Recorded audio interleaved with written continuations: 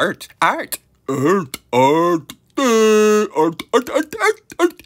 Art. Art. Kunst. Art.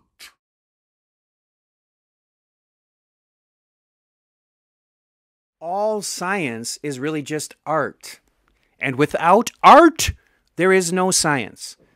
Science comes from the Latin scientia, which means knowledge. Up until the 19th century, scientists were known as natural philosophers, philosophia naturalis.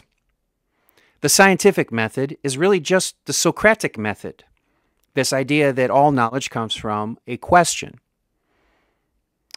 because science really is philosophy.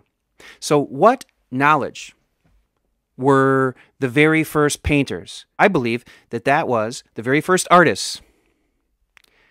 The thing that inspired them, or the thing that they were expressing, was not a faith, not a belief, but a knowledge of the first law of thermodynamics, that the energy exists. It can't be destroyed, it can't be created, it can only be transformed. And so life feeds on life. The animal sacrifices itself so that its energy is transformed. We eat the animal and we continue to live.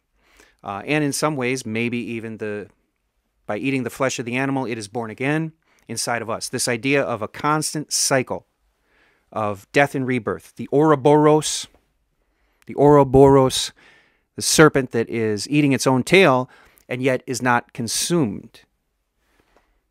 That all life is a cycle of constant transformation of energy via death and rebirth.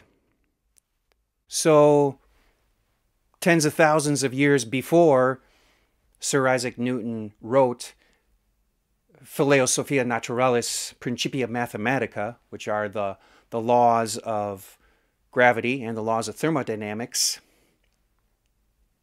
artists were already expressing their knowledge of the first law of thermodynamics through the language of the visual arts, through paintings on cave walls.